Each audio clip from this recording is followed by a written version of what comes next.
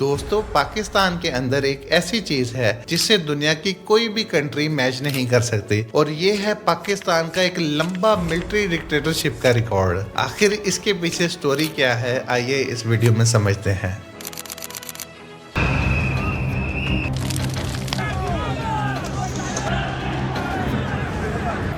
We could face an economic collapse. Pakistan's economic crisis is deepening. Pakistan is in a state of mess. दोस्तों, इस हफ्ते में India Delhi में bomb blast होता है। उसके बाद फिर श्रीनगर में इन्वेस्टिगेशन के दौरान ब्लास्ट हुआ। लेकिन पाकिस्तान में हुआ एक ऐसा ब्लास्ट, लेकिन यहाँ मैं इस्लामाबाद वाले ब्लास्ट की बात नहीं कर रहा, बल्कि मैं एक ऐसे ब्लास्ट की बात कर रहा हूँ जो पाकिस्तान की डेमोक्रेसी को तोड़ने वाली है। और ये साउथ अफ्रीका के लिए एक लेसन है, डेमोक्रेसी को कैसे बिना ब्लड शेड के, बिना गन्स के, सिर्फ कॉन्स्टिट्यूशनल प्रोसेस के जरिए भी दबाया जा सकता है। दोस्तों, पाकिस्तान के पार्लियामेंट ने 27 कॉन्स्टिट्यूशनल अमेंडमेंट पास कर दी है।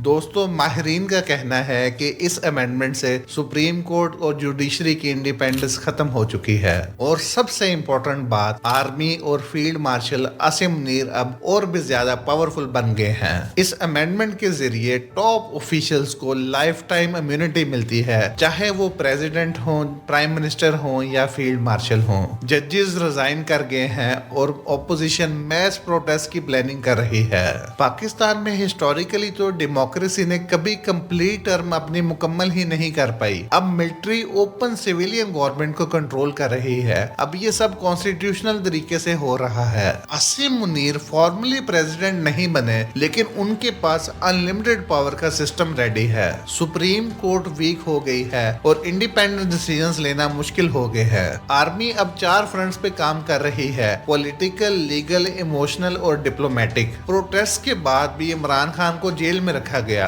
और पीटीआई लीडर्स पर कांस्टेंट प्रेशर डाला गया, या तो पार्टी छोड़ दो या फिर कॉन्सिक्वेंसेस फेस करो। 2024 के इलेक्शंस में पीटीआई को अनफेयरली रोका गया। इंडिपेंडेंट कैंडिडेट्स के जरिए भी गवर्नमेंट फॉर्म नहीं हो पाई। सुप्रीम कोर्ट ने पीटीआई को रिलीफ दिया, लेकिन डीप स्टेट ने लूप होल्स निकाल के आर्मी के कंट्रोल को मेंटेन किया। 26th अमेंडमेंट ने जुडिशरी की पावर्स को भी लिमिट कर दिया। 27th अमेंडमेंट ने ये काम और भी आगे बढ़ा दिया। दोस्तों, अब सुप्रीम कोर्ट और भी पावरलेस बन चुकी है और आर्मी का इन्फ्लुएंस कंप्लीट हो गया है। अब आर्मी के पास न्यूक्लियर कमांड का भी डायरेक्ट कंट्रोल है। चीफ ऑफ डिफेंस फोर्सेस की पोस्ट हमेशा आर्मी चीफ का होगा। आर्मी के ऑफिसर्स के लिए लाइफ टाइम इम्यूनिटी और कॉन्स्टिट्यूशनल प्रोटेक्शन इंश्योर कर दी गई है। हाई रैंकिंग ऑफिसर्स को रिमूव करना ऑलमोस्ट इम्पॉसिबल हो गया है। 2/3 पार्लियामेंट मेजोरिटी चाहिए। सिविलियन गवर्नमेंट और जुडिशरी का रोल अब लिमिटेड हो गया है।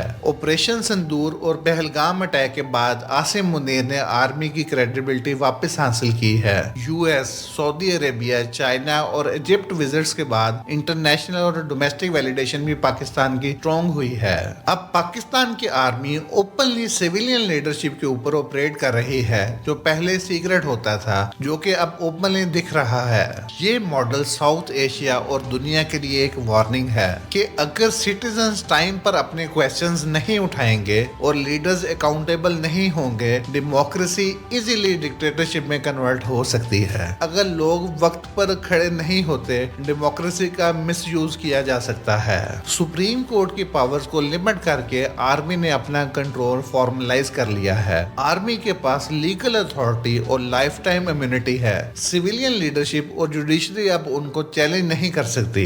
दोस्तों, पाकिस्तान का सिस्टम अब बड़े अफसोस से कहना पड़ेगा सिस्टमैटिकली और लीगली डिक्टेटरशिप बन चुका है। पीटीआई की क़यादत का ये कहना है कि फ्यूचर में इमरान खान जब भी ये पावर में आएंगे तो वो ये तमाम चीजों को हटा देंगे। दोस्तों, हकीकत तो ये है कि डेमोक्रेसी की सेहत मेंटेन करनी होगी, बिल्कुल उसी तरह जैसे हम अपनी हेल्थ मेंटेन करते हैं। अगर लोग और इंस्टीट्यूशन अकाउंटेबल ही नहीं होंगे तो फिर मिलिट्री ये पावर्स इजीली कंट्रोल हासिल कर सकती हैं। दोस्तों, 27th अमेंडमेंट और 26th अमेंडमेंट के बारे में आपका क्या कहना है? मुझे आपकी राय का इजहार का कमेंट सेक्शन में इंतजार रहेगा। अगर आपको ये मैसेज अच्छा लगा हो तो दीजिए। इंजीनियर शामिन को इजाजत। मिलते हैं किसी नई वीडियो में नए टॉपिक के साथ। अल्लाह हाफिज। और अगर आपको अगली वीडियो नहीं मिले तो मैं एक न्यूट्रल बंदा हूँ, समझ लीजिएगा कि काले डाले आ चुके हैं।